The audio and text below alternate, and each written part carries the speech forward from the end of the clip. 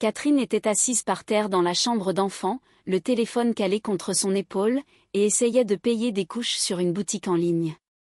Dans son berceau, juste derrière elle, Timothée, ou Tim, somnolait paisiblement. Petit, chaud, un tout petit être. Pour la 3e fois consécutive, le panier se bloquait à l'étape du paiement. Catherine soupira, composa le numéro de sa banque et attendit qu'un conseiller réponde. Bonjour. Ma carte ne passe pas, serait-il possible de vérifier ce qui se passe? Un instant, madame, je consulte votre dossier. Votre carte a été réémise il y a 2 semaines. Elle a été récupérée en personne par la titulaire, à l'agence de la rue de Belleville. Catherine se figea. La rue de Belleville, c'était là où vivait sa belle-mère, juste de l'autre côté de la cour. Catherine elle-même n'y avait pas mis les pieds depuis au moins 3 mois. Attendez, je n'ai rien demandé à réémettre. Je ne sors quasiment pas de mon appartement, j'ai un bébé. Madame, notre système est formel, la demande a été déposée en personne, une pièce d'identité a été présentée, et la signature a été apposée. Si vous avez des questions, veuillez vous présenter à l'agence avec vos papiers. Catherine raccrocha. Son cœur cogna une fois, lourdement, comme si quelqu'un avait frappé un mur du poing. Et puis, l'incrédulité prit le dessus. À travers la fine cloison qui la séparait de l'appartement voisin, un rire familier lui parvint. Lydie, sa belle-mère. Aujourd'hui, ses amis Oé et Tamara étaient chez elle. Elle prenait le thé. On entendait leur voix, chaque mot distinctement. L'immeuble était ancien, en briques, mais les murs semblaient plus fins que du carton. Non, Lydie, tu ne me dis pas que tu as fait ça? Et pourquoi pas? C'est mon fils, après tout. J'ai fait réémettre sa carte de salaire à mon nom. Elle n'y voit que du feu. Elle reste là avec son petit Tim, à regarder le plafond. L'argent, de toute façon, il est à nous deux. Pourquoi aurait-elle besoin d'une carte? Oh, Lydie, tu es incroyable. Mais Dimitri est au courant? Dimitri ne sait rien. Et il n'a pas besoin de savoir. Je suis sa mère. Je sais mieux que quiconque qui doit gérer l'argent dans la famille. Catherine resta assise sur le tapis, le téléphone posé sur ses genoux, écran vers le bas. Sa gorge était sèche, comme si on y avait versé du sable. Tim s'agita dans son berceau, fit un petit bruit avec sa bouche et se rendormit. Catherine se leva, sans un bruit pour ne pas le réveiller, sortit dans le couloir et s'arrêta devant la porte d'entrée. Elle est maintenant, en robe de chambre, les cheveux en désordre, avec tout écrit sur mon visage? Non, non, ce n'est pas possible. Il faut d'abord réfléchir. Elle retourna à la cuisine, se versa un verre d'eau et le but d'une traite. Le verre cliqueta contre le plan de travail. Sur le frigo, son emploi du temps de cours en ligne, une feuille griffonnée de sa propre main. Lundi, Arthur, les sons sifflants. Mardi, Sonia, le placement du R. Mercredi, Nicolas, l'automatisation. Catherine était orthophoniste. Elle travaillait de chez elle, en visioconférence, pendant que Tim dormait ou jouait dans son parc. Les parents de ses élèves versaient l'argent sur cette même carte, celle que sa belle-mère venait de s'approprier. Catherine ouvrit l'application de la banque. Le dernier versement datait de 3 jours, la maman d'Arthur, 50 € pour les séances. L'argent était arrivé, puis avait été immédiatement débité. Virement sur la carte de Lydie. Monsieur Catherine cliqua sur les détails. Un autre débit, le matin même, de 20 €. Et encore un autre la veille, 55 €. Elle fit défiler l'historique vers le bas. Les débits s'étalaient sur 2 semaines déjà. Pas tous les jours, par petites sommes, pour ne pas attirer l'attention. Au total, près de 500 €. 500 €. Catherine ferma l'application et posa le téléphone sur la table. Ses mains tremblaient. Elle serra les poings et se força à respirer calmement. Dans la chambre, Tim se mit à pleurer. Catherine alla le chercher, le prit dans ses bras, le serra contre elle, si chaud, si ensommeillé, si ignorant de tout, le berça et se dit à voix haute, dans un murmure, « Calme-toi, on va régler ça. » Une heure plus tard, elle se tenait devant la porte de sa belle-mère et frappa. Lydie ouvrit. Elle portait une robe de chambre à fleurs, des bigoudis dans les cheveux et une serviette à la main. « Oh, Cathy, c'est toi. Qu'est-ce qui se passe ?» Lydie, il faut qu'on parle. « Eh bien, entre, mais doucement. J'ai les filles ici. » Dans la cuisine, assises à table, se trouvaient Zoé et Tamara. Devant elles, des tasses, un pot de confiture, des biscuits. En voyant Catherine, elles se turent et échangèrent un regard. « Lydie, » commença Catherine, debout sur le seuil de la cuisine, sans s'asseoir. « La banque m'a dit que ma carte avait été réémise à mon nom. Et qu'elle avait été récupérée à l'agence. Je n'ai rien fait de tel. » La belle-mère sia une fois, puis afficha un large sourire, presque affectueux. « Cathy, ma chérie, de quoi parles-tu ? Quelle carte ? Tu dois confondre quelque chose. Tu as un bébé, tu ne dors pas assez, ça arrive. » Je ne confonds rien. Le conseiller m'a dit, réémise il y a 2 semaines, et de l'argent est viré de cette carte vers la vôtre. Zoé tout sauta. Tamara fixa le fond de sa tasse. Lydie se tourna vers elle, puis de nouveau vers Catherine. « Ma petite Cathy, qu'est-ce que tu racontes devant les filles ? Tu as les nerfs à vif, c'est sûrement ça. Ça arrive, j'ai vu ça à la télé. Tu devrais aller voir un médecin. Et moi, je viens de vous entendre à travers le mur, vous vanter d'avoir fait réémettre ma carte à votre nom. » Un silence de plomb s'installa dans la cuisine. Tamara posa délicatement sa tasse sur la soucoupe. Zoé se mit à examiner ses ongles. Lydie ne laissa transparaître aucune émotion. « Ma petite, dit-elle lentement, tu es en train de m'accuser de vol, devant témoins. Tu te rends compte de ce que tu dis ? J'ai les nerfs en pelote. Je tiens à peine debout, et toi, tu débarques en peignoir, mal coiffé, et tu racontes n'importe quoi. Rentre chez toi, occupe-toi de ton enfant et va te laver le visage. Tu fais peur à voir. Va-t'en, je te dis, et ne monte pas la tête à mon Dimitri. Il est au travail, il est fatigué.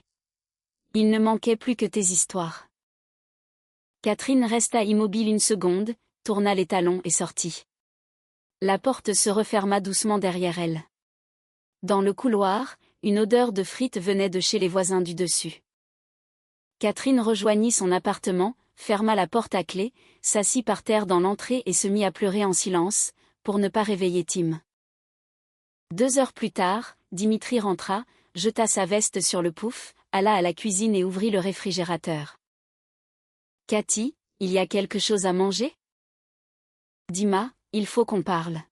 « De quoi ?» dit-il sans se retourner, en sortant du saucisson. « Ta mère a fait réémettre ma carte à son nom et elle retire de l'argent. » Dimitri referma lentement le réfrigérateur et se tourna vers elle. Son visage prit une expression accusatrice, comme si c'était elle la coupable. « Cathy, qu'est-ce que tu racontes ? Maman m'a appelé il y a 1 heure. Elle m'a dit que tu étais venu chez elle, que tu avais crié, que tu l'avais accusée de vol devant ses amis. Qu'est-ce qui te prend ? » Je n'ai pas crié. J'ai posé des questions. « Cathy, tu connais maman. Elle est comme une seconde mère pour toi. Jamais elle ne ferait. » Dima, la carte a été réémise. J'ai appelé la banque. Peut-être que tu as oublié ? Tu sais, que tu l'as perdue et que tu en as commandé une nouvelle. Ça t'arrive, ces derniers temps, tu le sais bien. Catherine se figea. Qu'est-ce que ça veut dire, tu le sais bien ? Quand est-ce que ça m'arrive ? Dima, je n'ai jamais rien perdu et je n'ai rien commandé. Et de l'argent part de ma carte vers celle de ta mère. Par tranche de 50, de 40 euros. C'est peut-être moi qui lui ai demandé ? Je lui donne bien de l'argent. Elle en a besoin pour vivre, sa retraite est minuscule. Depuis ma carte ? Bon, c'est possible que je me sois trompée de carte, par accident. Quelle différence ça fait, Cathy ? C'est ma mère. Quelle différence ? S'exclama Catherine en haussant le ton, avant de se reprendre aussitôt. car Tim s'agitait dans la chambre. Dima, c'est mon argent, celui de mes élèves. C'est moi qui le gagne. Je travaille, moi aussi, pendant que tu es au bureau, le soir, le week-end. C'est mon argent. Notre argent, Cathy, notre argent. Nous sommes une famille. Alors pourquoi est-ce que je la prends par un conseiller de la banque? Dimitri haussa les épaules, s'assit à table, déballa le saucisson et commença à manger, sans pain. Cathy, ne commence pas. Je suis fatiguée. On verra ça demain. Demain, j'irai à la banque. N'y va pas. Je parlerai à ma mère moi-même. Dima. J'ai dit non. Il se leva, partit dans le salon et alluma la télévision. Catherine resta seule dans la cuisine. L'assiette de saucisson était sur la table. Sur le frigo, son emploi du temps était toujours accroché. Tim se mit à pleurer. C'était l'heure de son biberon. Elle alla le chercher, le prit dans ses bras, s'assit dans le fauteuil près de la fenêtre et, tout en le nourrissant, elle regarda le ciel qui s'assombrissait. Une seule pensée tournait en boucle dans sa tête, il savait, et il la couvre. Cette nuit-là, Catherine ne dormit pas. Tim se réveilla 2 fois. Elle se leva, le nourrit, le recoucha. Entre les tétées, elle restait allongée, les yeux ouverts, à réfléchir. Dimitri dormait à côté d'elle, respirant bruyamment, ronflant parfois. Un étranger, un parfait étranger.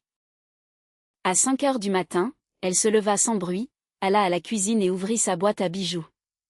Une boîte que son père lui avait offerte quand elle était entrée à l'université. Son père n'était plus là. De lui, il ne restait que cette boîte en bois sculpté et une paire de boucles d'oreilles en or, petites, avec des pierres rouges, qu'il avait achetées à sa mère pour un anniversaire de mariage. Sa mère les lui avait données pour son propre mariage. Catherine souleva le couvercle.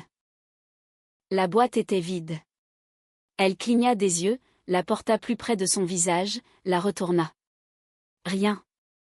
Juste le velours du fond, avec une petite empreinte là où se trouvaient les boucles d'oreilles. Catherine reposa lentement la boîte, s'assit sur un tabouret et resta ainsi, immobile, pendant 10 minutes. Puis elle se leva, retourna dans la chambre et secoua l'épaule de Dimitri. Dima, où sont mes boucles d'oreilles? Hein? Quoi? Dit-il en se retournant, le regard embrumé. Les boucles d'oreilles de papa, avec les pierres rouges. Elles ne sont plus là. Cathy, tu recommences, tu les as peut-être rangées quelque part? Dimitri, où sont-elles? Je n'en sais rien. Allez, dors, Cathy. Il est 6 heures du matin. Il se recouvrit avec la couette. Catherine resta debout, la boîte vide à la main. Tim se mit à pleurer. Elle alla s'occuper de lui. Le matin, quand Dimitri fut parti au travail, Catherine s'habilla, installa Tim dans sa poussette et sortit. La banque était à 2 pâtés de maison. Au coin de la rue, sa voisine du 5e, Madame Rose, une femme d'environ 65 ans vêtue d'une doudoune verte et d'un bonnet à pompons, la rattrapa. D'habitude, Catherine lui parlait à peine. Un simple bonjour, et c'est tout. Catherine, ma petite, bonjour. Ça fait un moment que je voulais vous parler. Je peux faire un bout de chemin avec vous? Bien sûr, Madame Rose. Elles marchèrent côte à côte. La poussette grinçait un peu. Tim regardait le ciel en faisant de petits bruits. Ma petite Cathy, ne vous offensez pas si je me mêle de ce qui ne me regarde pas. Mais j'entends beaucoup de choses, vous comprenez. C'est un vieil immeuble, les murs en fin, vous savez. Je suis voisine de palier avec votre Lydie, du même côté que vous, mais de l'autre bout du couloir. Et je veux vous dire une chose. Catherine leva les yeux. Laquelle? Elle va dans votre appartement quand vous n'êtes pas là. Elle a une clé. Je l'ai vue plusieurs fois. Une fois, vous étiez parti chez le pédiatre avec le petit. 10 minutes après, elle a ouvert votre porte et elle est entrée. Elle est restée 1 heure, puis elle est sortie avec un sac. Catherine s'arrêta net. La poussette continua d'avancer d'1/2 mètre sur son élan. Avec un sac? Oui. Un petit sac noir.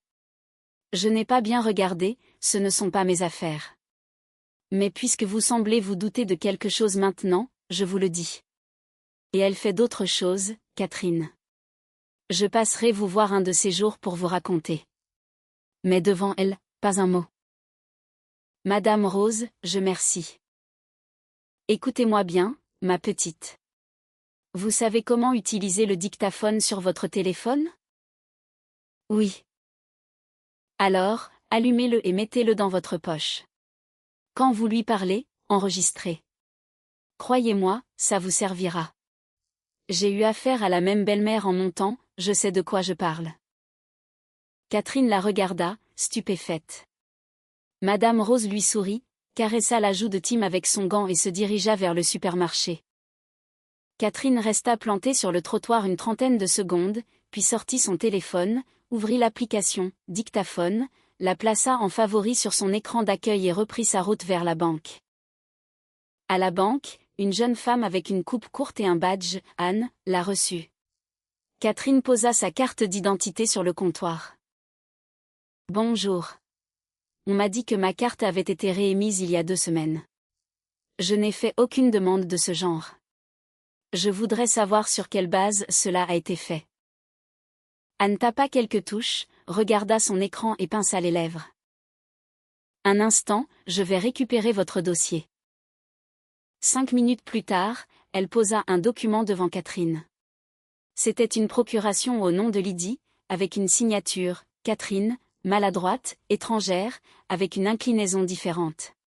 Et un certificat. Un certificat d'un centre médical quelconque, avec un tampon, attestant que la citoyenne Catherine, suite à son congé maternité, se trouvait dans un état d'épuisement nerveux ne lui permettant pas de gérer pleinement ses finances de manière autonome pour une durée de 6 mois. Catherine regardait ce papier sans comprendre ce qu'elle lisait. Ce n'est pas ma signature. Je comprends, dit Anne à voix basse. En tant qu'employée, je n'ai pas le droit de vous conseiller, mais je peux vous dire une chose. Si vous êtes prête à déposer une déclaration pour escroquerie, nous pouvons bloquer l'accès du mandataire dès maintenant, transmettre les documents à notre service de sécurité, et cette femme ne pourra plus jamais approcher votre compte. Catherine hocha la tête. Je la dépose. Elle rédigea sa déclaration dans un petit bureau, en tenant Tim sur ses genoux. Il dormait. Anne observait en silence la main tremblante de Catherine, mais ne dit rien. Quand Catherine eut terminé, Anne prit les papiers, sortit et revint 10 minutes après. C'est fait. L'accès à la carte est bloqué. La procuration est annulée. Votre compte est sécurisé. On va vous donner une carte temporaire tout de suite. La nouvelle arrivera dans 3 jours. Catherine la remercia. En sortant de la banque, son téléphone sonna. Le nom de Dimitri s'afficha. Cathy, tu es où? Au supermarché. Maman vient d'appeler, elle dit que tu es encore venue la harceler ce matin. Je ne suis pas allée la voir. Elle dit que si. Et que tu l'as insultée. Catherine eut un petit rire ironique au milieu de la rue, en regardant une vitrine de doudoune. Dima, j'étais à la banque. Et tu sais quoi? Ta mère a obtenu une procuration grâce à un faux certificat médical sur ma prétendue incapacité. Tu sais ce que ça veut dire? C'est un délit pénal. Un silence s'installa au bout du fil. Puis Dimitri dit, d'une voix sourde. Cathy, ne t'en mêle pas. Je te le dis, laisse tomber. Trop tard, Dima. Je suis déjà dedans jusqu'au cou. Elle raccrocha. En poussant la poussette pour rentrer, Catherine sentit pour la première fois en 2 semaines qu'il y avait un sol ferme sous ses pieds. Pas un abîme, pas du sable mouvant, mais de la terre solide. Dimitri ne rappela pas, et Lydie non plus. C'était un silence de mauvais augure. Catherine avait appris à déchiffrer ces silences, sa belle-mère préparait son prochain coup. De retour à la maison, Catherine coucha Tim, se fit réchauffer un peu de soupe, s'assit à table et aperçut soudain une enveloppe sur le petit meuble de l'entrée, une simple enveloppe blanche, sans timbre. On l'avait glissée sous la porte pendant son absence. Elle l'ouvrit. À l'intérieur, un courrier d'une banque, qui n'était pas la sienne. Une notification, chère Madame Catherine, nous vous rappelons votre retard de paiement concernant le contrat de crédit numéro XXXXX pour un montant de 5 000 €, souscrit le 5 octobre. Le montant de votre dette s'élève à... Catherine s'assit brutalement. Un crédit. 5 000 €? Elle n'avait jamais contracté de crédit de sa vie. Elle n'avait même pas de carte de crédit. Elle retourna la feuille.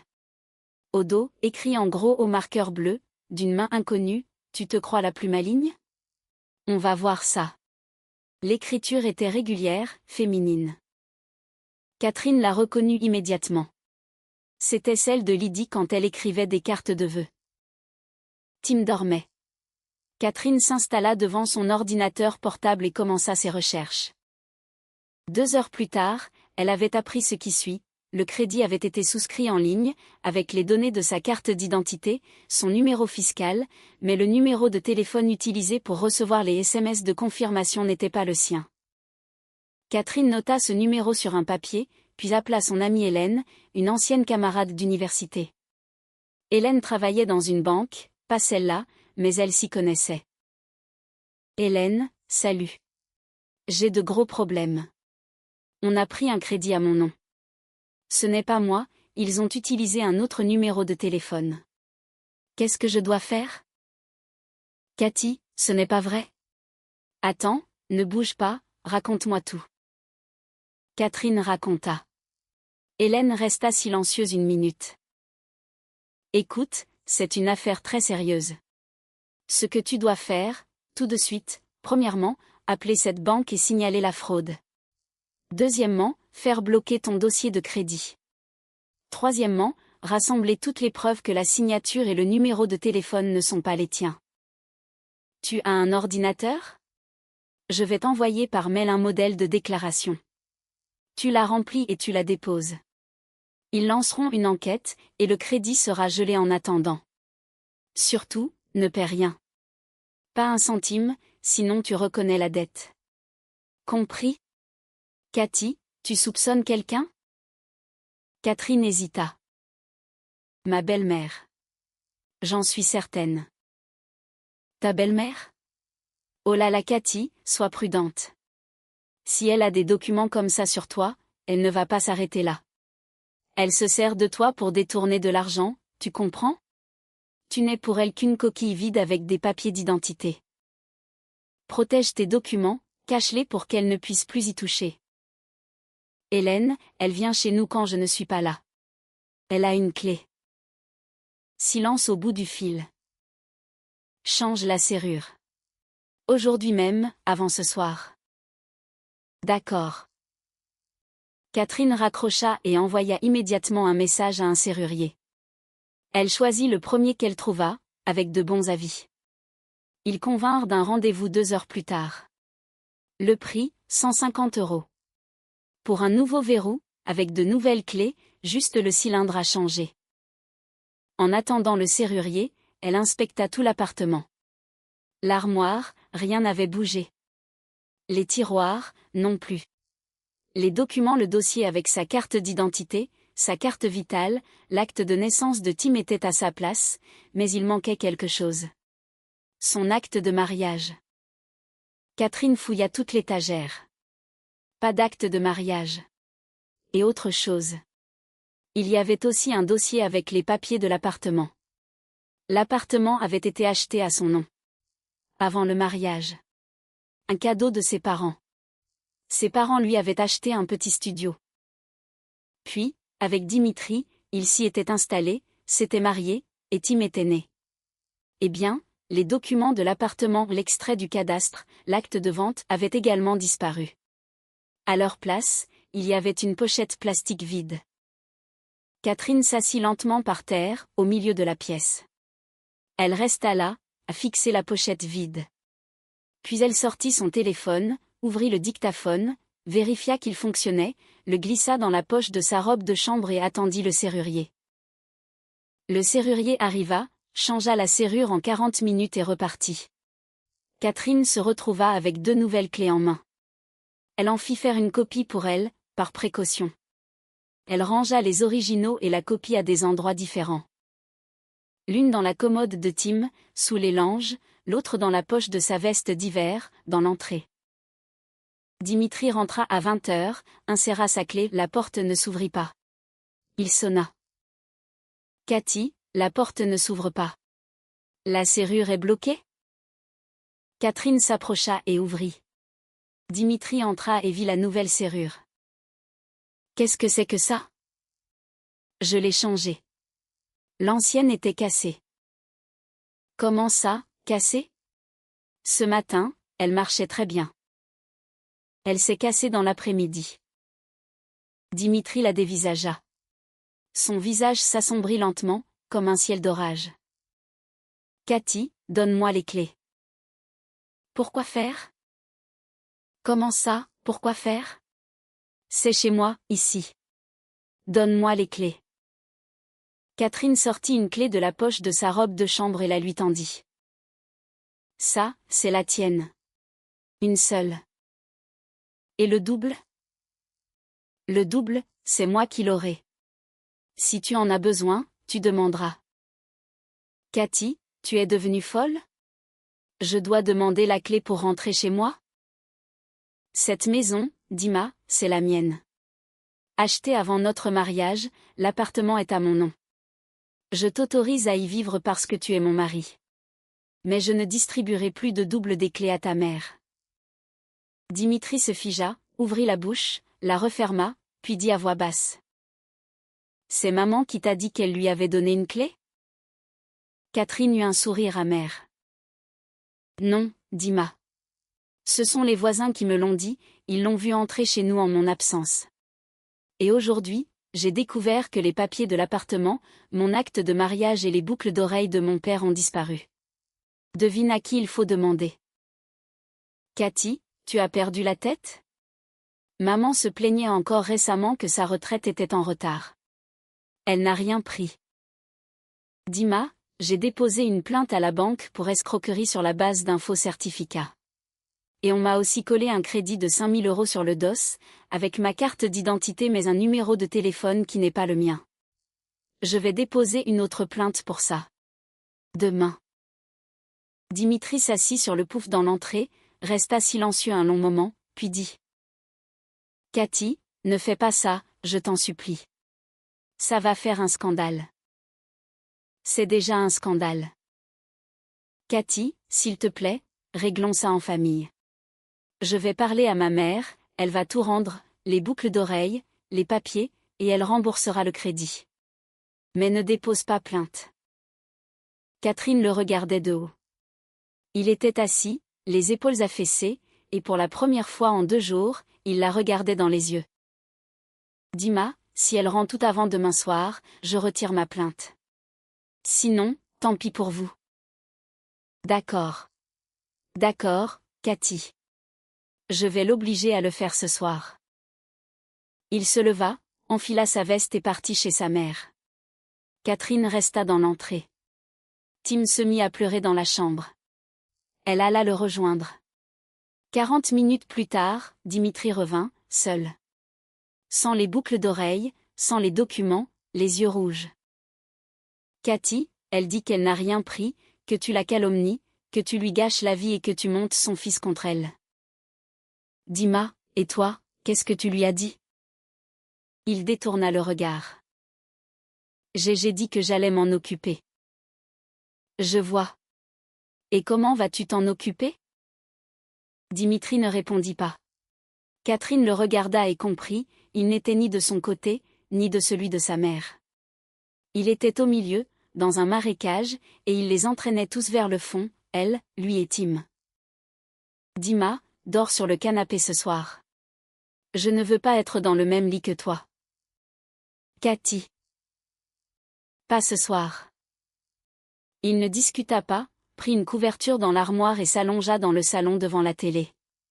Catherine ferma la porte de la chambre au loquet. Tim dormait.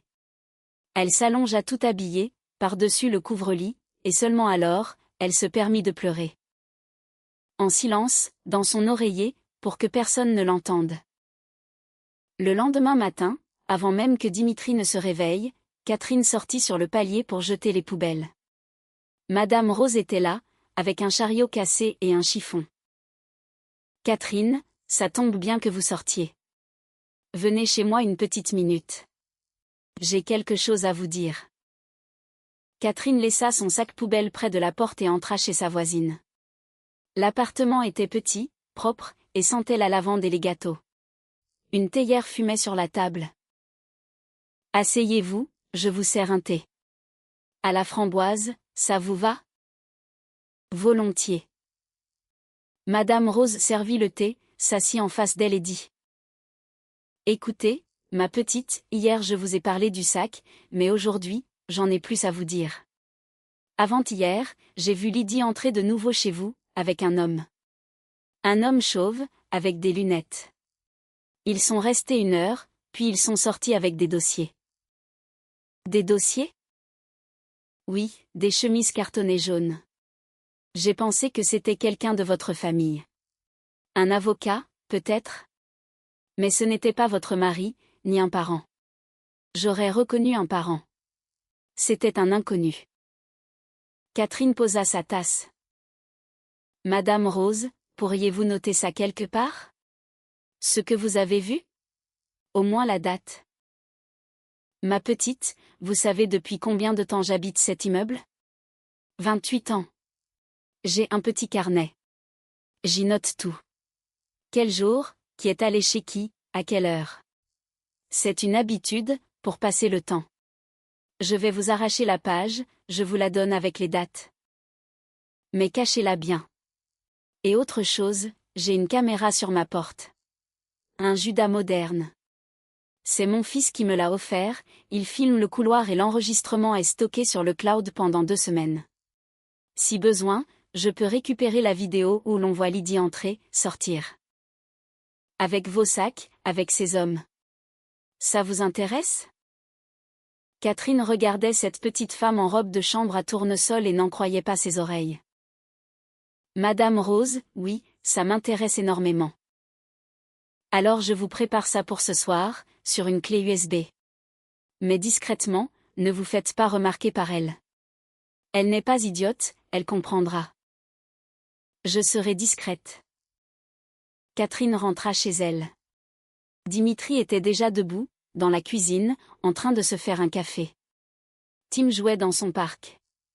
Catherine mit la bouilloire en marche, s'assit et dit calmement. Dima, je dépose la plainte aujourd'hui, après le petit déjeuner. Dimitri se retourna. Cathy, on s'était mis d'accord. On ne s'est mis d'accord sur rien du tout. Ta mère n'a rien rendu.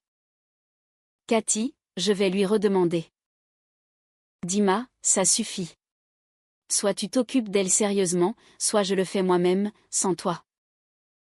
Il posa sa tasse, s'approcha d'elle, tenta de la prendre dans ses bras. Catherine se dégagea.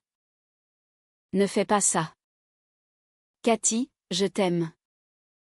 Dima, où sont mes boucles d'oreilles? Il se tut. Où sont les papiers de mon appartement? Silence. Où est l'argent qu'elle a retiré de ma carte? Cathy. Tu ne m'aimes pas, Dima. Tu es attachée à elle. Ce n'est pas la même chose. Le téléphone sonna. Maman s'afficha sur l'écran. La mère de Catherine. Allô, maman? Cathy, qu'est-ce que tu fabriques? Lydie vient de m'appeler, en larmes. Elle dit que tu l'accuses de vol sans raison, que tu ne la laisses plus entrer, que tu as changé les serrures.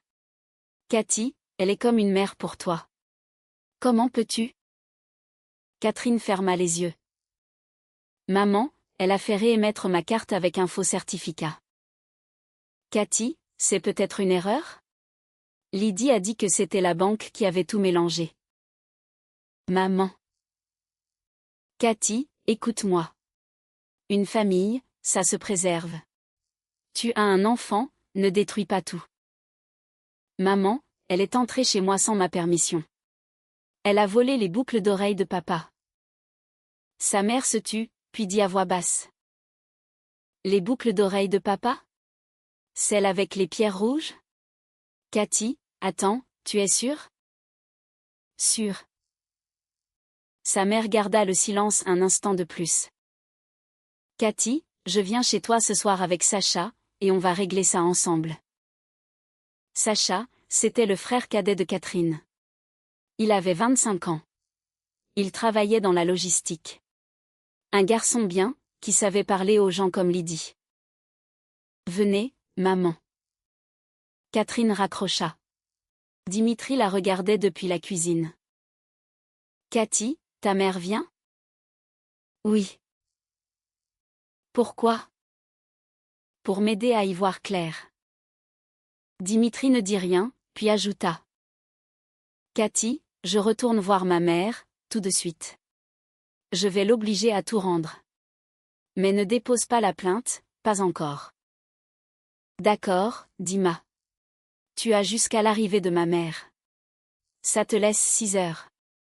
Si à 6 heures du soir tout n'est pas sur cette table, je dépose plainte, et tu ne vivras plus dans cet appartement. Dimitri s'habilla en silence et sortit. Catherine resta avec Tim, s'assit par terre à côté du parc et tendit son doigt à son fils. Il le saisit avec sa petite main potelée et le porta à sa bouche. Catherine sourit pour la première fois en 2 jours. À midi, Madame Rose vint lui apporter la clé USB et une feuille de cahier à carreaux. Sur la feuille, d'une écriture soignée, des dates étaient notées. Le 5, le 8, le 11, le 14. Heure, 10 heures, 14 heures. Lydie aimait entrer dans l'appartement 38, ressortit avec un sac. Lydie aime avec un homme inconnu, chauve, lunettes, manteau gris, sont entrés dans l'appartement 38, ressortis avec des dossiers. Ma petite, je vais vous dire autre chose. Cet homme, je l'ai vu récemment à l'entrée de notre étude de notaire. Vous savez, de l'autre côté de la rue. J'y étais pour faire mon testament pour mon fils. Eh bien, cet homme, c'est un notaire là-bas. Je vous le dis. Ou un assistant. Je me souviens de son visage. Catherine se figea. Un notaire. Ah. Cela ne pouvait signifier qu'une chose, sa belle-mère avait un notaire complice, qui lui authentifiait tout ce qu'elle apportait, y compris les faux certificats. Catherine remercia Madame Rose, ferma la porte et s'assit à sa table. Elle ouvrit un carnet et commença à lister ce qu'elle avait. Premièrement, plainte à la banque déjà déposée, carte bloquée. Deuxièmement, preuve de la falsification du certificat détenu par la banque. Troisièmement, crédit de 5 000 €, plainte à déposer aujourd'hui. Quatrièmement, témoignage de Madame Rose. C'est fait. Cinquièmement, enregistrement vidéo de son Judas. C'est fait. Sixièmement, le nom du notaire qui a potentiellement validé la fraude. C'est fait. Et une dernière chose. Catherine prit son téléphone, ouvrit le dictaphone, lança l'enregistrement de la veille dans la cuisine, quand Lydie, devant ses amis, l'avait traitée de folle. La voix de sa belle-mère était claire, distincte. Zoé et Tamara gloussaient.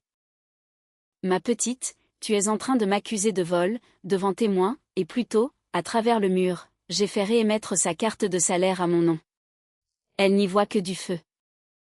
C'était le second enregistrement, que Catherine avait réussi à lancer en courant dans le couloir après son appel à la banque. Sur le moment, elle ne pensait pas enregistrer quelque chose d'important, c'était un réflexe. Le son n'était pas parfait et le mur l'étouffait, mais la voix était reconnaissable et les mots, compréhensibles. Catherine sauvegarda les 2 enregistrements sur le cloud et sur une autre clé USB. Comme Madame Rose le lui avait conseillé. Elle rangea la clé dans la commode de Tim, sous les langes, à côté de la clé de rechange. À 6 heures du soir, Dimitri n'était pas rentré.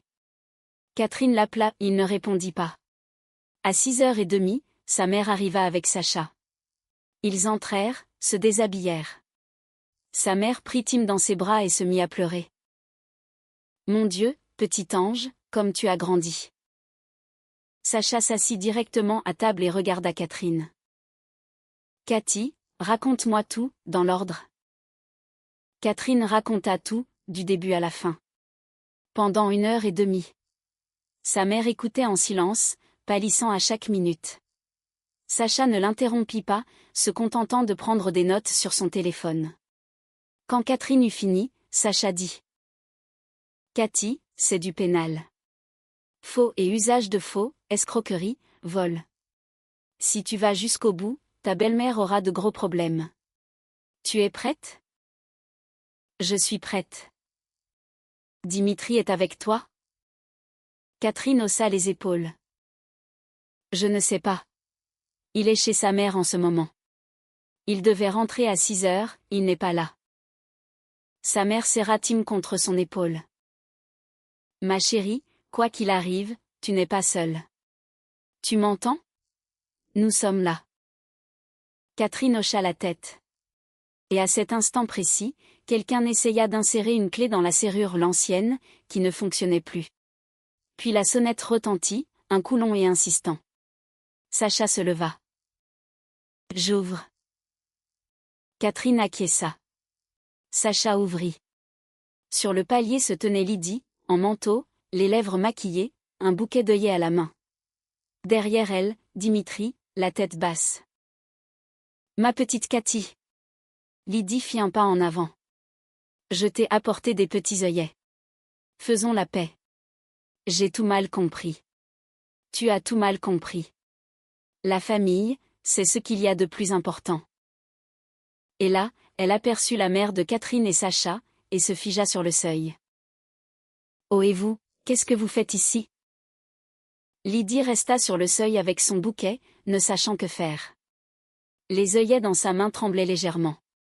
Dimitri, derrière elle, tenta de la contourner pour entrer, mais Sacha lui barra le passage de la main. Stop. On discute d'abord, ensuite vous entrez. Et puis qui es-tu, toi? Lança Lydie en relevant le menton. Je suis venue voir ma belle-fille, Catherine. Ce n'est pas à toi de me donner des ordres. Je suis le frère de Catherine, Sacha. Et je tombe à pic, justement. Entrez tous les deux. Vous pouvez donner les œillets à Catherine, ou les mettre à la poubelle. Lydie sia, puis son visage s'illumina d'un sourire. Sacha, mon petit, je ne t'avais pas reconnu. Comme tu as grandi. Je me souviens de toi tout petit. Tu dansais au mariage de Cathy et Dimitri. Je me souviens de vous aussi, Lydie. Entrez. Ils entrèrent. Lydie accrocha son manteau, tendit les fleurs à Catherine.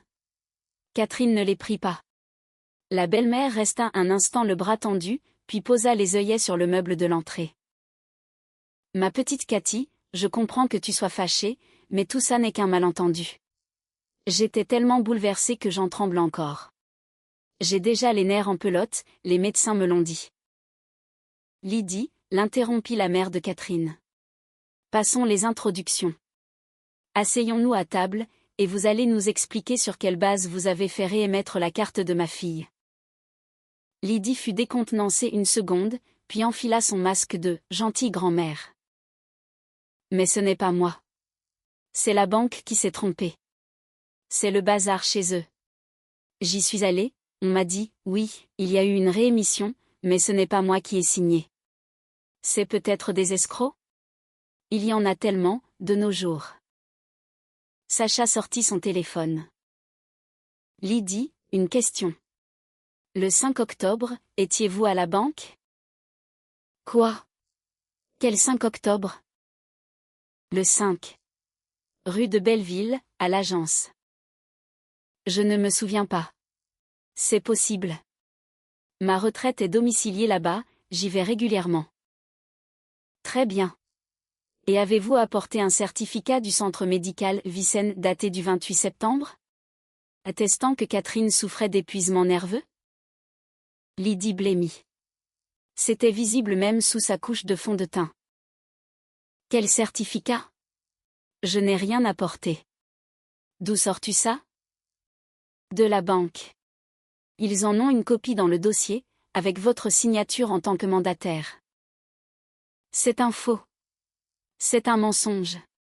Je n'ai jamais apporté de certificat. Dimitri, qui était resté près de la porte à tripoter un bouton de sa veste, releva la tête.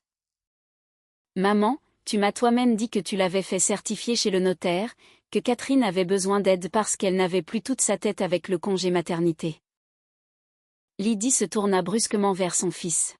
« Dima, qu'est-ce que tu racontes? Tais-toi, tu ne te souviens de rien. Je ne t'ai jamais dit ça. » « Si, maman. Je me souviens même, c'était dans ta cuisine. Tu préparais de la soupe. Tu as dit, j'ai fait réémettre la carte de Catherine à mon nom pour qu'elle ne fasse pas de bêtises. » La mère de Catherine fixa Dimitri. Ses yeux brillèrent. « Dimitri, vous êtes en train de le confirmer devant nous tous. » Dimitri resta immobile une seconde de plus. Puis il s'assit sur le pouf de l'entrée et cacha son visage dans ses mains. « Je ne sais pas, maman. Je n'en peux plus. Je pensais que tu voulais aider. Je pensais que tu savais mieux que nous, mais toi. » Dimitri. Aboya Lydie. « Qu'est-ce que tu racontes? Tu es de quel côté? Je t'ai porté, je t'ai nourri, je t'ai élevé, et maintenant, devant des étrangers, tu enterres ta propre mère. » « Ce ne sont pas des étrangers, maman. C'est la famille de Catherine. C'est ma famille. » Lydie se tut. Ses yeux devinrent petits et durs. Elle comprit que son fils lui échappait, qu'il fallait une nouvelle stratégie. « Très bien, dit-elle à voix basse. Très bien, soyons honnêtes. Oui, j'ai pris sa carte. Oui, j'ai retiré de l'argent. Pas pour moi, pour la famille. Je sais que Dimitri ne gagne pas beaucoup et que Catherine reste à la maison. Je voulais vous mettre de l'argent de côté, sur un compte épargne. J'ai cet argent. Je le rendrai demain. » « Et le crédit ?» demanda calmement Catherine. « Les 5 000 euros. » « Quel crédit? Je n'ai souscrit aucun crédit. » « Lydie, si ce n'est pas vous, nous le découvrirons. Mais il existe. À mon nom. Ce sont des escrocs, je te dis. Et les boucles d'oreilles de mon père? Quelles boucles d'oreilles? Je ne les ai jamais vues. Catherine sortit son téléphone, ouvrit sa galerie et trouva une photo. Sur la photo, les fameuses boucles d'oreilles, petites, en or, avec des pierres rouges.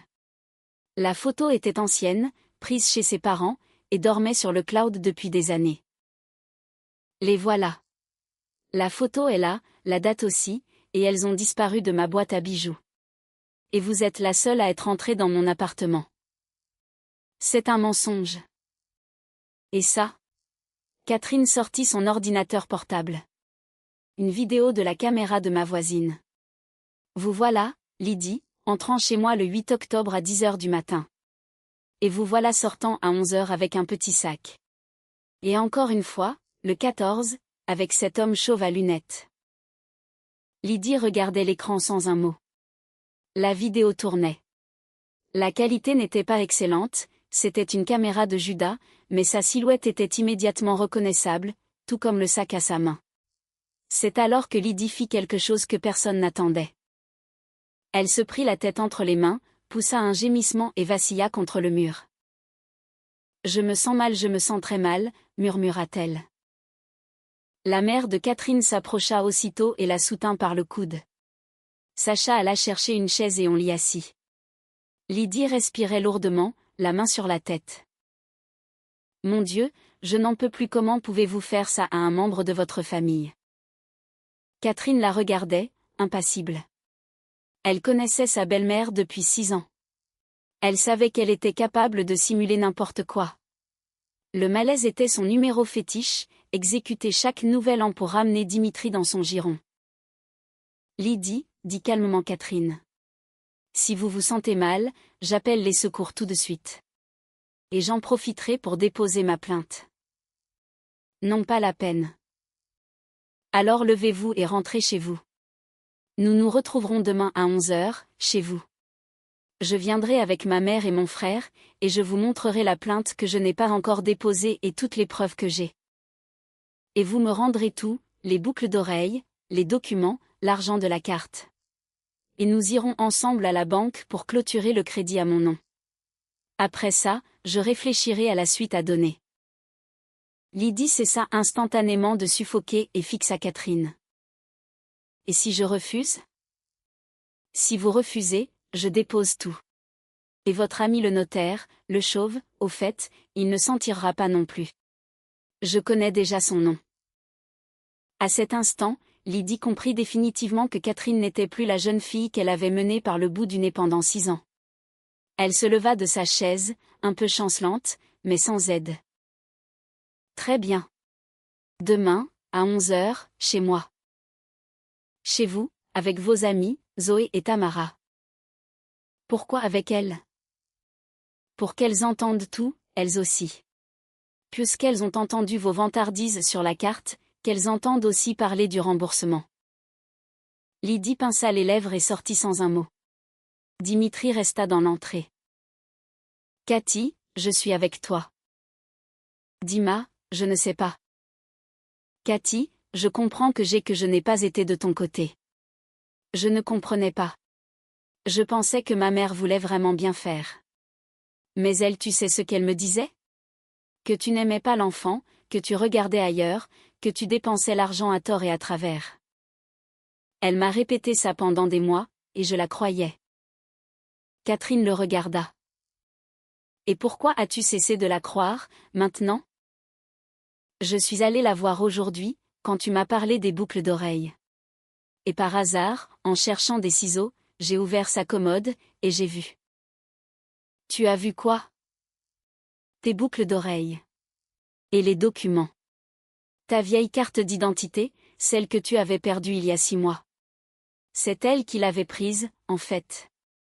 Et aussi, notre acte de mariage et l'acte de propriété de l'appartement. Catherine s'assit. Dima, où est tout ça, maintenant? Dimitri plongea la main dans la poche intérieure de sa veste, en sortit un sac et le déballa. À l'intérieur, les boucles d'oreilles dans une petite boîte, les documents pliés, son ancienne carte d'identité. J'ai tout pris pendant qu'elle était aux toilettes. Catherine prit les boucles d'oreilles, celles de son père, petites, encore tièdes de sa poche, et les serra dans son poing. Les larmes coulèrent toutes seules. Tim se mit à pleurer dans la chambre. Sa mère alla le chercher. Dimitri s'agenouilla près de la chaise où était assise Catherine. Cathy, je suis coupable. J'ai été faible. Je ne sais pas quoi dire. Je sais que je ne mérite pas ton pardon. Non, tu ne le mérites pas, dit doucement Catherine. Mais tu as une chance. Demain, à 11h. Si tu es à mes côtés, on essaiera. Si tu te remets à la plaindre, je dépose plainte. Et contre toi aussi, pour complicité. Je serai à tes côtés. Jure-le sur la tête de Tim. Dimitri regarda son fils dans les bras de la mère de Catherine. Je le jure. Catherine hocha la tête. Va dans le salon. Installe-toi sur le canapé. On se voit demain. Dimitri partit. Sacha s'approcha de Catherine. Cathy, tu es forte. Tu l'as coincée. Je n'ai pas fini. Demain, c'est la finale. Et que va-t-il se passer demain? Catherine eut un sourire ironique. Demain, c'est l'anniversaire de Lydie, le 22 octobre. Et dès le matin, elle aura des invités. Pas seulement Zoé et Tamara. Tout un tas de vieilles amies, d'anciennes collègues, de voisines. Une quinzaine de personnes. J'y serai aussi.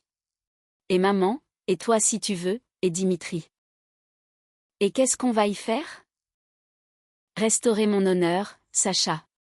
Restaurer mon honneur. Sacha regarda sa sœur, puis la serra dans ses bras. Cathy, j'ai toujours cru en toi. Ils restèrent encore 1 heure dans la cuisine, à boire du thé et à discuter des détails. La mère de Catherine berça Tim et le coucha dans le lit de sa fille. Dimitri dormait dans le salon sur le canapé, tourné vers le mur. Catherine sortit de la commode la clé USB avec les enregistrements et la glissa dans la poche de son jean. Avec elle, les 2 enregistrements du dictaphone, copiées sur son téléphone et sur le cloud. À 5 heures du matin, elle se réveilla en sentant une présence dans le couloir. Quelqu'un se tenait là, immobile. Elle se figea sous la couette. Tim dormait à côté d'elle, respirant doucement. Des pas. Quelqu'un traversa le couloir sur la pointe des pieds, s'arrêta devant la porte de la chambre et tourna la poignée. La porte était verrouillée de l'intérieur. « Cathy » murmura une voix. « Ouvre. » Dimitri. Catherine expira de soulagement. « Dima, qu'est-ce qu'il y a ?»« Cathy, maman vient d'appeler. »« À 5 heures du matin ? Et alors ? » ?»« Elle a dit que si je venais avec toi demain, elle nous ferait la misère. Qu'elle nous montrerait de quel bois elle se chauffe. » Catherine ouvrit la porte. Dimitri était là, en simple t-shirt, le visage chiffonné. « Dima, retourne te coucher. »« Cathy, peut-être qu'il ne faut vraiment pas y aller ? Peut-être qu'elle est vraiment, tu sais, avec ses nerfs. »« Dima. »« Cathy, je la connais. Si elle dit ça, c'est qu'elle prépare quelque chose. »« Dima, si elle prépare quelque chose, c'est qu'elle a peur. Et si elle a peur, c'est que nous sommes en position de force. Va te coucher. » Dimitri hésita une seconde, puis demanda. « Cathy, et toi, tu n'as pas peur ? » Si, Dima, j'ai peur. Mais j'ai encore plus peur de vivre avec ça toute ma vie. Peur que Tim grandisse et que je doive lui raconter comment j'ai couvert sa grand-mère. Peur que dans 5 ans, elle s'en prenne à lui comme elle s'en est prise à moi, et que je ne puisse plus rien faire. Alors, ce sera demain. Dimitri hocha la tête et retourna dans le salon. Catherine referma la porte. Vers 7 heures, elle se leva et s'habilla sans bruit. Dans la cuisine, un mot de sa mère était déjà sur le frigo. « Cathy, je reste avec Tim. Va faire ce que tu as à faire. On t'attend. » Catherine embrassa le front de Tim sans le réveiller. Il fit un petit bruit de succion dans son sommeil. Catherine enfila sa veste, vérifia ses poches. Clé USB, téléphone, carte d'identité, documents, tout y était. Elle sortit une boîte de l'armoire. Dans la boîte, un gâteau. Un opéra, commandé une semaine plus tôt, pour l'anniversaire de sa belle-mère. Lydie adorait l'opéra, et Catherine lui en commandait toujours un chez le même pâtissier. Cette année aussi, la commande n'avait pas été annulée. Elle eut un sourire ironique, sans joie, prit la boîte et sortit de l'appartement. Dans l'escalier, Madame Rose la rattrapa. « Catherine, où allez-vous avec ce gâteau ? » À une discussion, Madame Rose. La plus importante de toutes. « Bon courage, ma petite. » Merci. Catherine sortit de l'immeuble. Une fine pluie d'automne tombait. Pour aller chez sa belle-mère, il fallait 5 minutes à pied, en traversant la cour et une arche, jusqu'au 2e porche. Catherine marchait, tenant la boîte à gâteaux d'une main et un parapluie de l'autre. Dans la poche de sa veste, toutes les preuves de sa vie des 3 derniers jours. À 11 heures précises, elle était devant la porte de Lydie. De l'appartement s'élevaient des voix, beaucoup de voix de femmes. Des rires, le cliquetis des couverts. La fête battait son plein. Catherine sonna. Lydie en personne vint ouvrir, vêtue d'une robe de fête, un collier de perles au cou, les lèvres peintes. En voyant Catherine, son sourire s'effaça une fraction de seconde, avant de réapparaître, anormalement large. « Cathy, ma chérie, tu es venue avec un gâteau. Quelle gentille attention. Les filles, Catherine est là. Entre, ma belle, entre. » Dans la cuisine, une douzaine de femmes étaient assises autour de la table. Zoé, Tamara, et d'autres encore, des voisines, des amies, d'anciennes collègues de Lydie du magasin où elle travaillait autrefois. Toutes endimanchées, en robe, en blouse à paillettes. Sur la table, des salades, des terrines, du pâté en croûte, du vin fait maison. Catherine entra, ôta sa veste et posa la boîte à gâteaux sur un meuble dans le couloir. Lydie, joyeux anniversaire. Je vous ai apporté un gâteau et autre chose. Merci, ma petite Cathy. Viens t'asseoir à table, à côté de moi.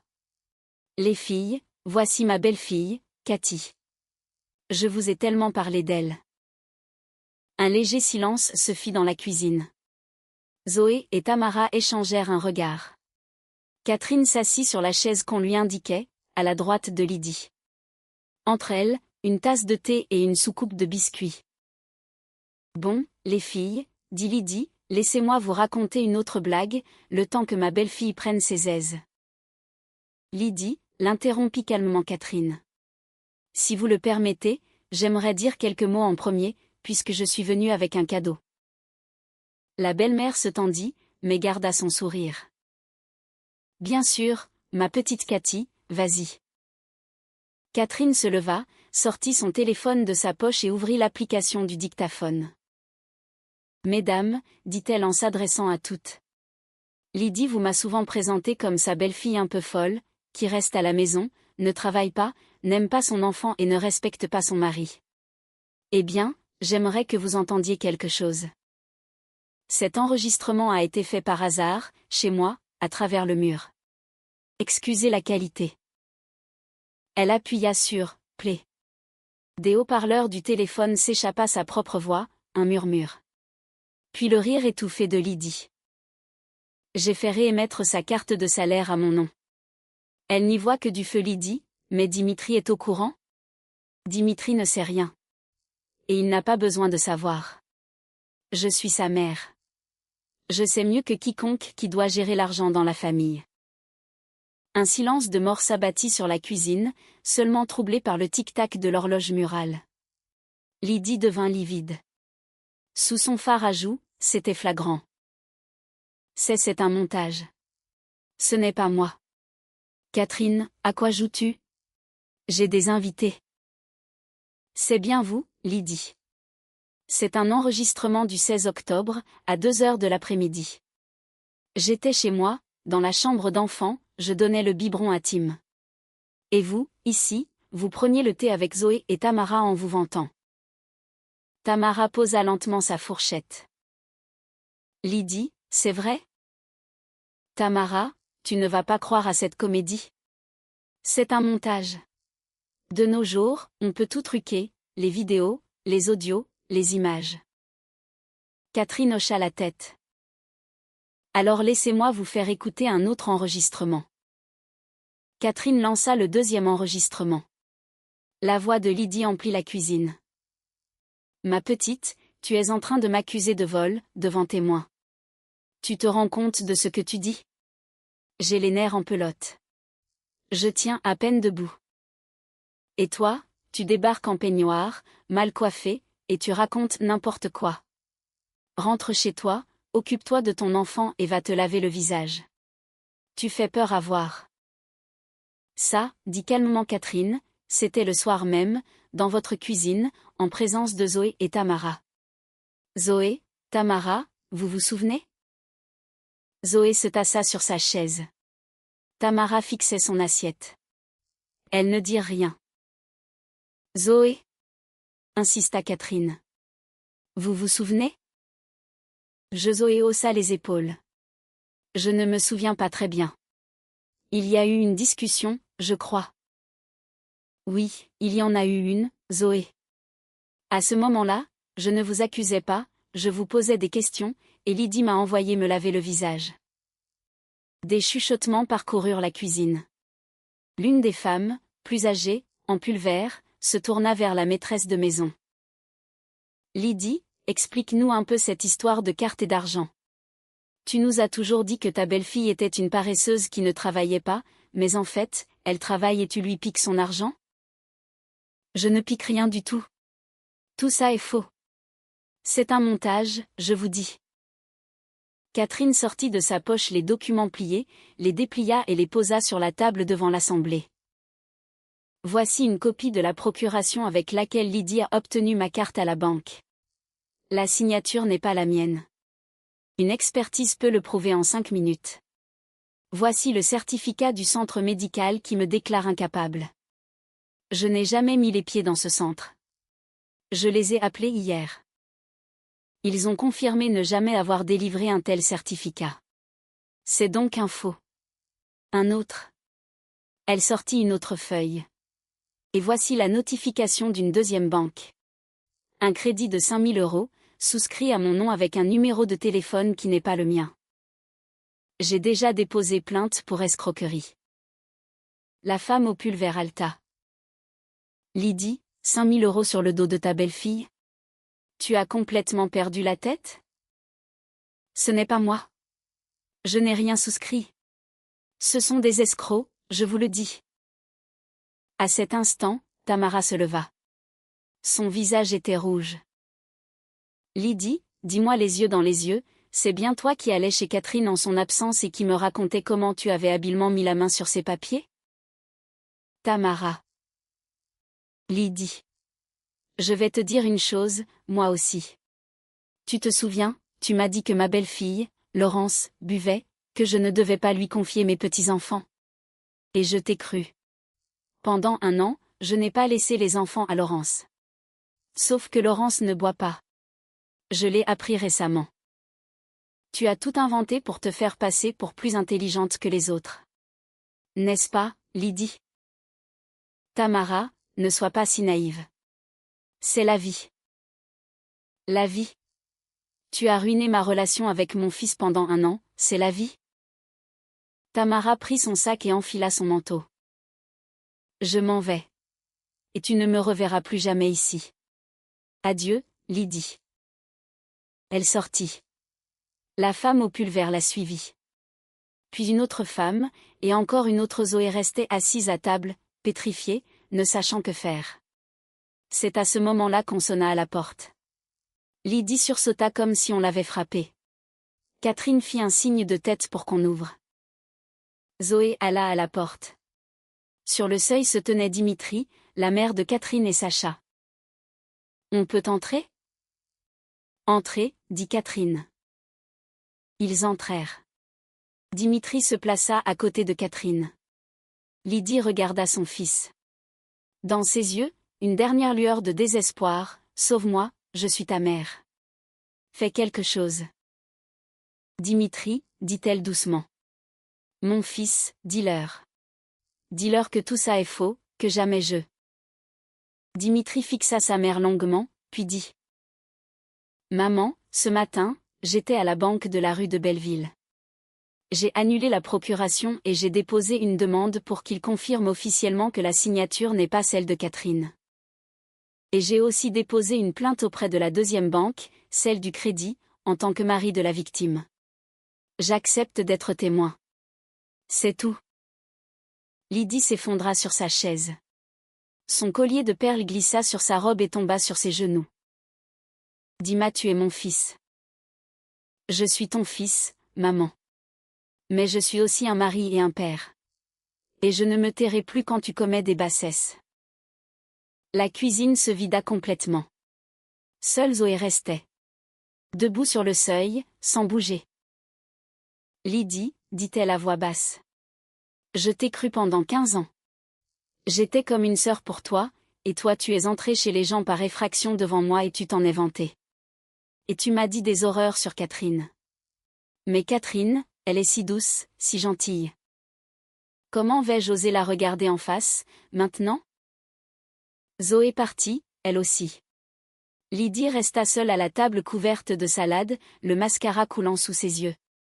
Les invités étaient partis. La fête était finie avant même d'avoir commencé. Catherine posa une feuille de papier devant sa belle-mère, une simple feuille A4. Lydie, voici une reconnaissance de dette attestant que vous me remboursez la somme que vous avez retirée de ma carte. 465 €. Le 22 octobre, c'est-à-dire aujourd'hui.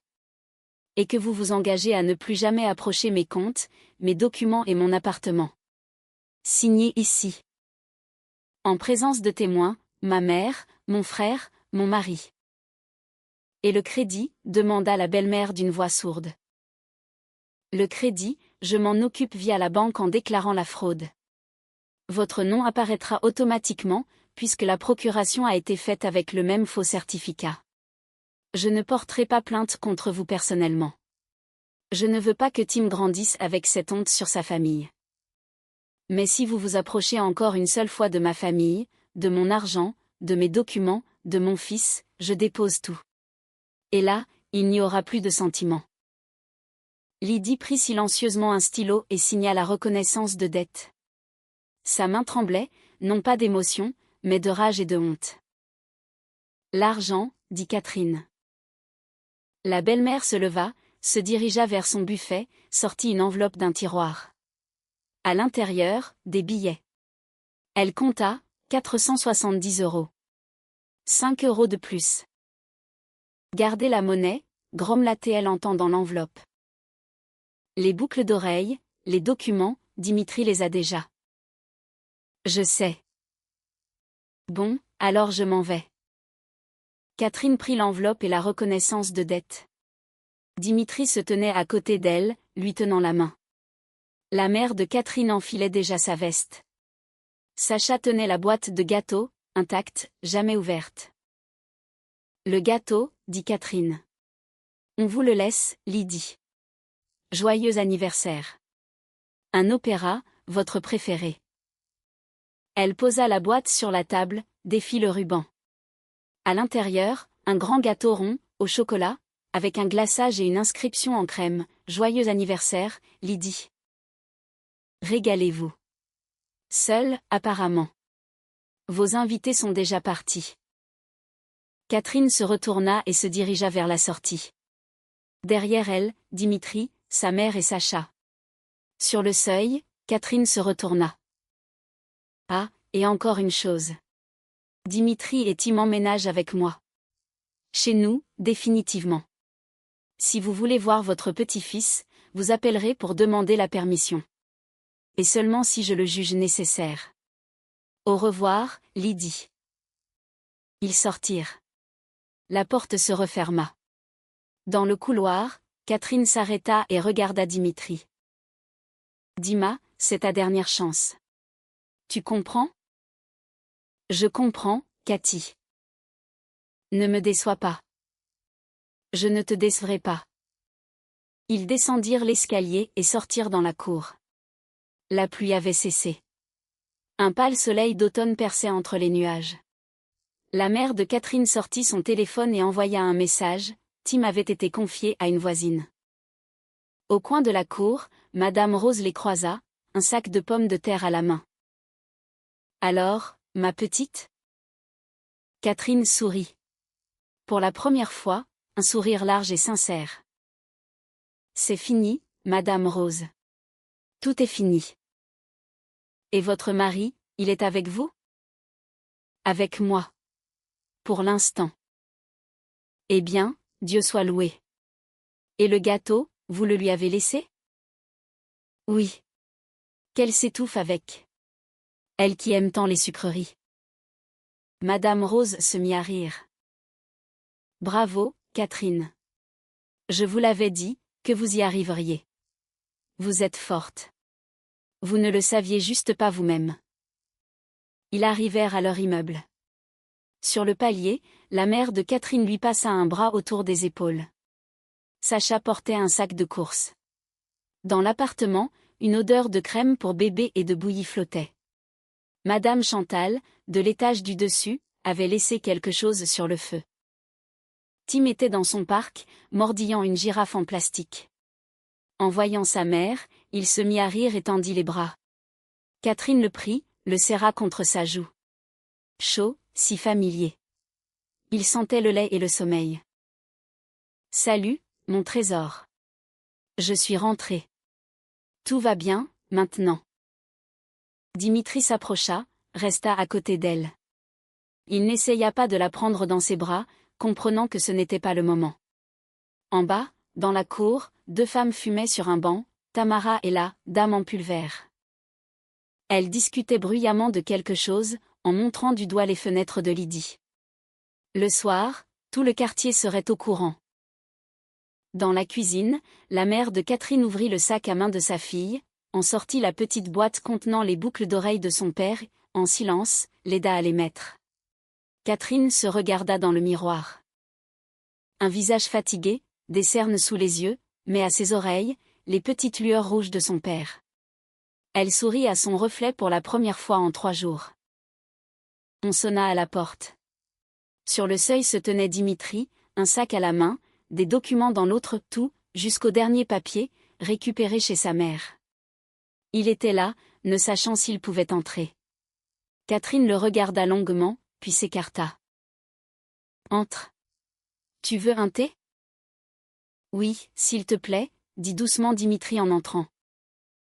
Et dehors, dans l'immeuble d'à côté, dans une grande cuisine vide, jonchée de salades intactes, une femme seule, en robe de fête, contemplait un gâteau au chocolat, lui aussi intact, sur lequel était écrit « Joyeux anniversaire, Lydie ».